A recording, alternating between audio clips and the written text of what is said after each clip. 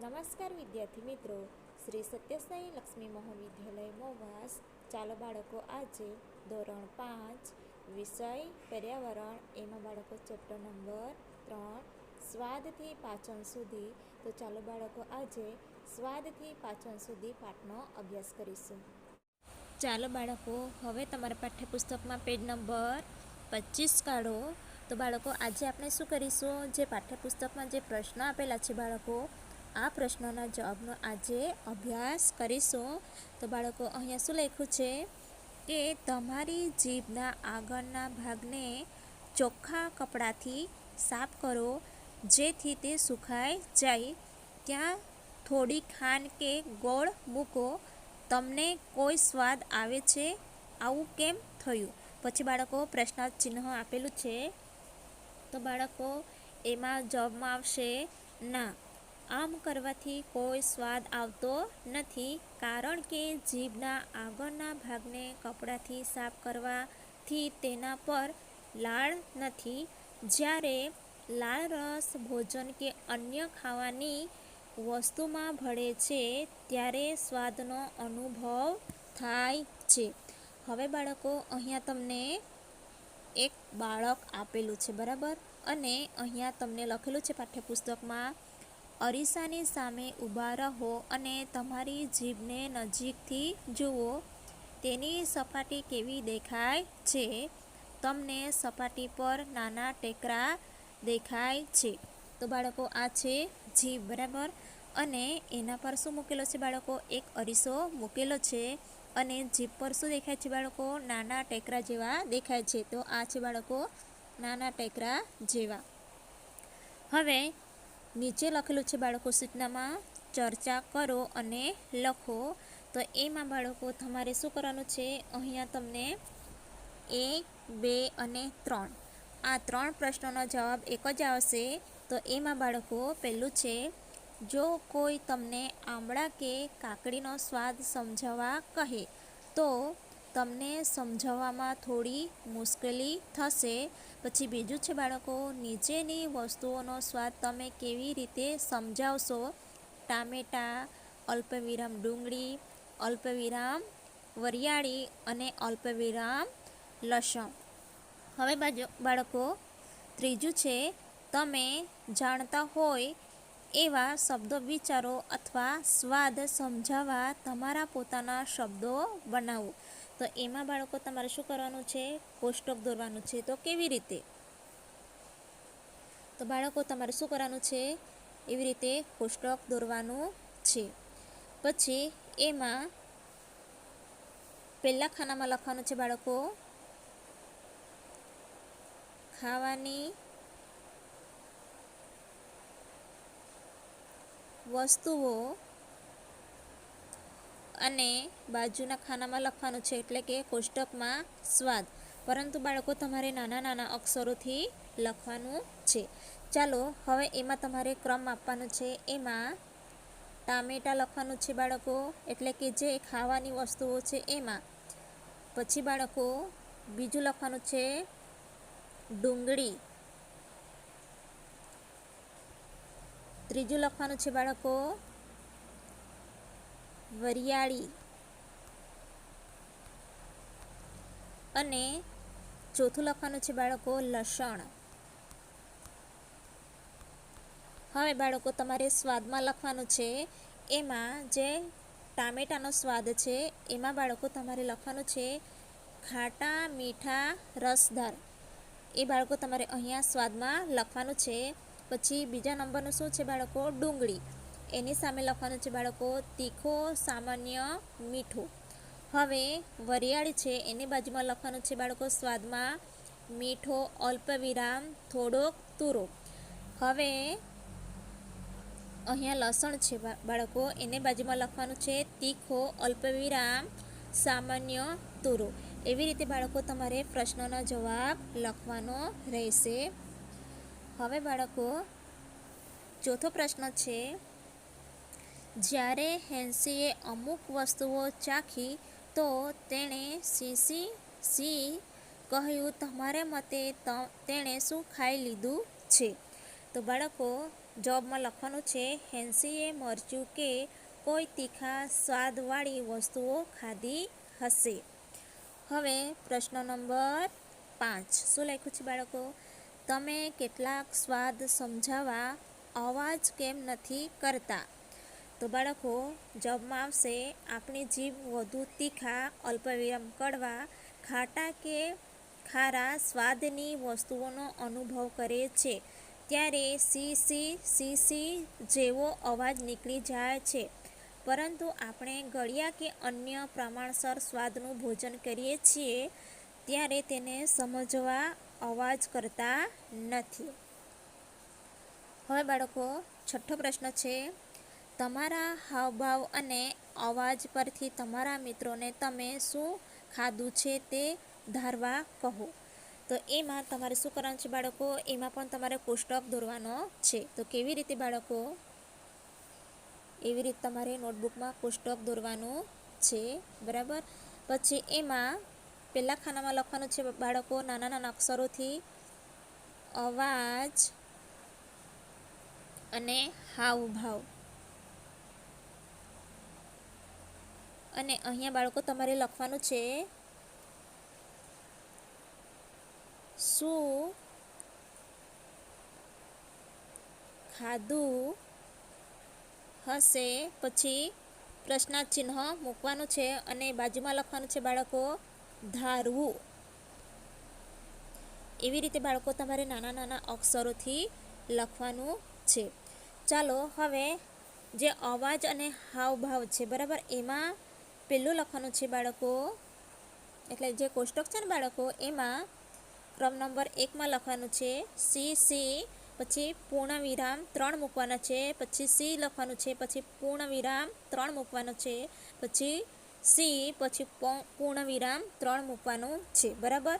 પછી મોઢાના હાવભાવ બદલાવા, શ્વાસને અંદર ખેંચો, આંખમાંથી પાણી આવવું, બરાબર. હવે એમાં બીજો લખવાનું છે એમાં હા, પછી સી, પછી લખવાનું છે બાળકો જીભનો પ્રતિચાર કરવો અને મોઢાના ભાવ બદલાવા.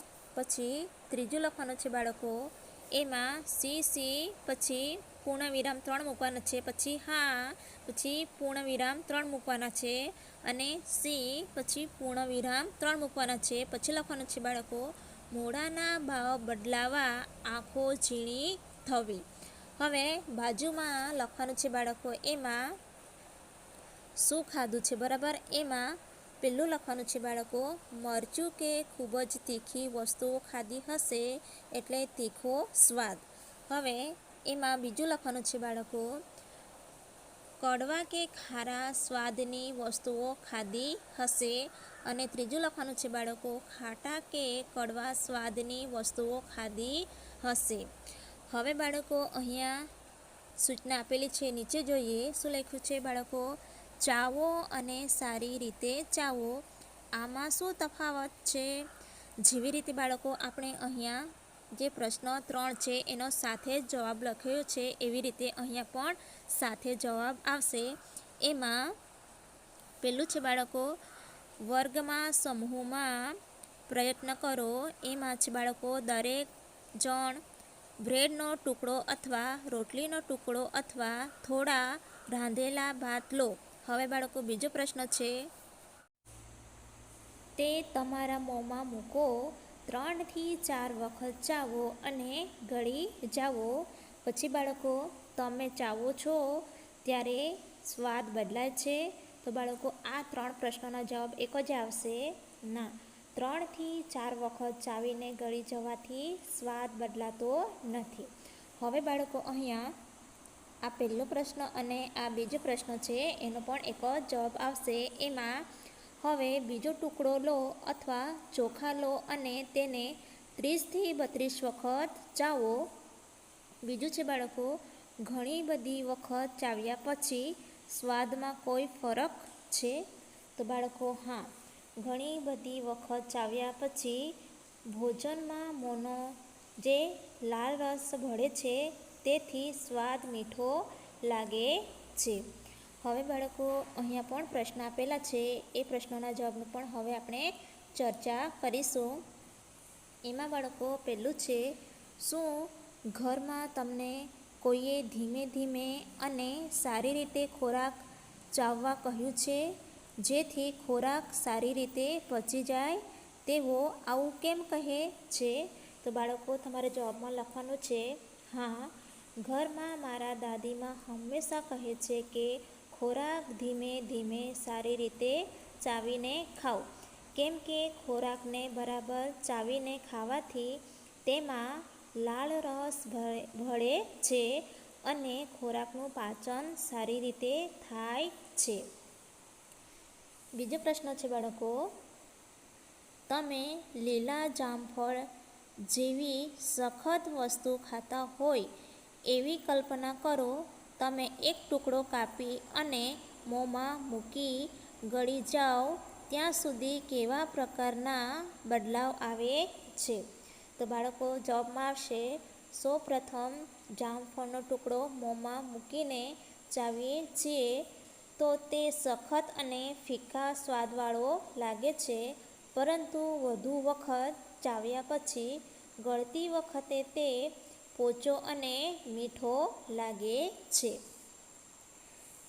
ત્રીજો પ્રશ્ન છે બાળકો, વિચારો આપણા મોંમાં લાળ રસ શું કરે છે? તો બાળકો જવાબમાં આવશે કે લાળ રસ આપણા ખોરાકને પોચો અને મીઠો બનાવે છે તથા લાલ રસ ખોરાકમાં ભળવાથી તેનું પાચન સારી રીતે થાય છે.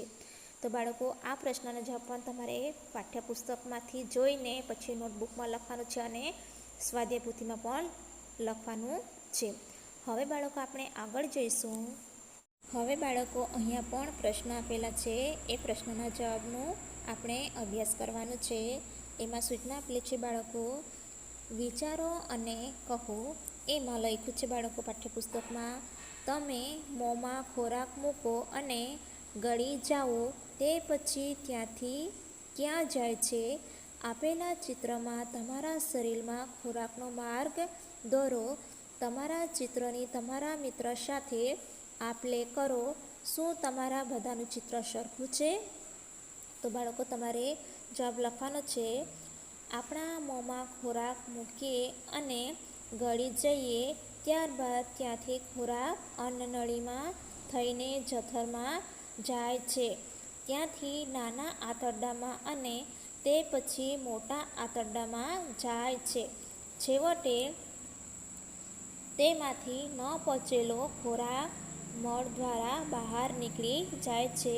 તો બાળકો અહીંયા જે ચિત્ર આપેલું છે બરાબર, તો જ્યારે આપણે અન્ન એટલે કે અનાજ આપણે મોંમાં મૂકીએ છીએ તો બાળકો આ છે મોં, બરાબર. એવી રીતે બાળકો તમારે પેન્સિલથી પાઠ્યપુસ્તકમાં લખી દેવાનું રહેશે. પછી બાળકો ક્યાં જશે? અન્નનળીમાં. આ છે બાળકો તમારે અન્નનળી. પછી ત્યાંથી ક્યાં જશે બાળકો? અન્નનળીમાંથી જઠરમાં. પછી જઠરમાંથી બાળકો ક્યાં જશે? નાના આંતરડામાં. એટલે અહીંયા લખવાનું બાળકો નાનું આંતરડું. પછી બાળકો નાનું આંતરડામાંથી ક્યાં જશે? મોટું આંતરડામાં, બરાબર. પછી બાળકો છેવટે ન પહોંચેલો જે ખોરાક હોય છે એ મળ દ્વારા બહાર નીકળી જાય છે. એવી રીતે બાળકો તમારે પેન્સિલથી પાઠ્યપુસ્તકમાં લખી નાખવાનું રહેશે. ચાલો બાળકો હવે અહીંયા પણ આપણને જે પ્રશ્ન આપેલા છે એ પ્રશ્નોના જવાબનો હવે આપણે ચર્ચા કરીશું. એમાં પહેલું છે બાળકો, તમને જ્યારે ખૂબ જ ભૂખ લાગે ત્યારે કેવું લાગે છે? પછી બાળકો તમે તે કેવી રીતે સમજાવશો? ઉદાહરણ તરીકે ક્યારેક આપણે મજાકમાં કહીએ છીએ કે મને એટલી ભૂખ લાગી છે કે બધું જ ખાઉં જાઉં. તો બાળકો જવાબમાં આવશે, એમાં લખવાનું છે તમારે, જ્યારે ખૂબ જ ભૂખ લાગે છે ત્યારે આપણું મન વ્યાકુળ થઈ જાય છે માથું દુખે છે અને ગુસ્સો પણ આવી જાય છે. પછી બાળકો ખૂબ જ ભૂખ લાગે ત્યારે ક્યારેક આપણે મજાકમાં કહીએ છીએ કે મને એટલી ભૂખ લાગી છે કે બધું જ ખાઉં જાઉં. પછી બાળકો ઘણીવાર આપણને ખૂબ જ ભૂખ લાગે છે ત્યારે આપણે કહીએ છીએ મારા પેટમાં બિલાડા બોલે છે, મારા પેટમાં ખાડો પડ્યો છે. હવે બાળકો બીજો પ્રશ્ન છે, તમને ભૂખ લાગી છે તે કેવી રીતે ખબર પડે છે? તો બાળકો તમારે લખવાનું છે જવાબમાં, મને ભૂખ લાગે ત્યારે કુદરતી રીતે ભૂખની ઉત્તેજના થાય છે. પેટ ખાલી હોવાથી અનુભૂતિ થાય છે. આની અસર રૂપે થાક લાગે છે, કામ કરવામાં કંટાળો આવે છે, ભણવામાં કે કંઈક કાર્ય કરવામાં મન લાગતું નથી. ઘણીવાર ગુસ્સો પણ આવી જાય છે. હવે બાળકો ત્રીજો પ્રશ્ન છે, તમે 2 દિવસ સુધી ન ખાવો તો શું થાય વિચારો? તો બાળકો આપણે 2 દિવસ સુધી કંઈ પણ ન ખાઈએ તો શરીરમાં નબળાઈ આવે છે અને અશક્તિ લાગે છે. પછી બાળકો કામ કરતાં થાક અનુભવાય છે. પછી બાળકો ભૂખ્યા પેટે માથું દુખવા લાગે છે. પછી બીમાર પડવાની શક્યતા રહે છે. હવે બાળકો છેલ્લો પ્રશ્ન છે, શું તમે 2 દિવસ પાણી પીધા વગર રહી શકો? આપણે જે પાણી પીએ છીએ તે તમારા મતે ક્યાં જાય છે? તો બાળકો ના, હું 2 દિવસ પાણી પીધા વગર નહીં રહી શકું. પાણી આપણા શરીરમાં ઘણા બધા કાર્ય કરવામાં મદદરૂપ બને છે. જ્યારે આપણે જે પાણી પીએ છીએ તે પાચન, રુધિરાભિસરણ અને ઉત્સેચન જેવી ક્રિયાઓ કરવામાં ઉપયોગી બને છે. શરીરનું વધારાનું પાણી આપણા મૂત્ર અને પરસેવા વાટે શરીરની બહાર નીકળી જાય છે. હવે બાળકો અહીંયા આપણને જે ચિત્ર આપેલું છે બરાબર, એમાં એક છોકરી શું કરી રહી છે, મને ભૂખ લાગે ત્યારે માથું દુખે છે. એટલે કે આ છોકરીને ખૂબ ભૂખ લાગે છે એટલે આ છોકરીને બાળકો માથું દુખે છે. હવે મને ભૂખ લાગે ત્યારે હું ગુસ્સે થઈ જાઉં છું. એટલે કે અહીંયા જે છોકરો આપેલો છે બાળકો એને ખૂબ ભૂખ લાગે છે તો એ ગુસ્સે થઈ જાય છે. હવે બાળકો જ્યારે મને ભૂખ લાગે હું થાકી જાઉં છું. એટલે કે આ બાળકને ખૂબ ભૂખ લાગે છે એટલે એ થાકી જાય છે. પછી બાળકો મને ભૂખ લાગે ત્યારે હું રડું છું. એટલે કે આ લોકોને બાળકો ભૂખ લાગે છે ત્યારે એ લોકો ખૂબ રડવા લાગે છે. તો બાળકો આજે આપણે અહીંયા સુધી અભ્યાસ કરીશું. તો બાળકો આજનું લેસન છે કે બાળકો હવે આપણે જે પ્રશ્નના જવાબનો અભ્યાસ કર્યો છે એમાં પેજ નંબર 25 અને 26 અને 27.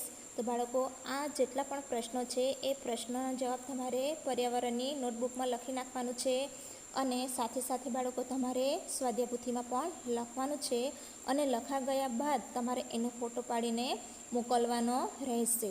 ધન્યવાદ.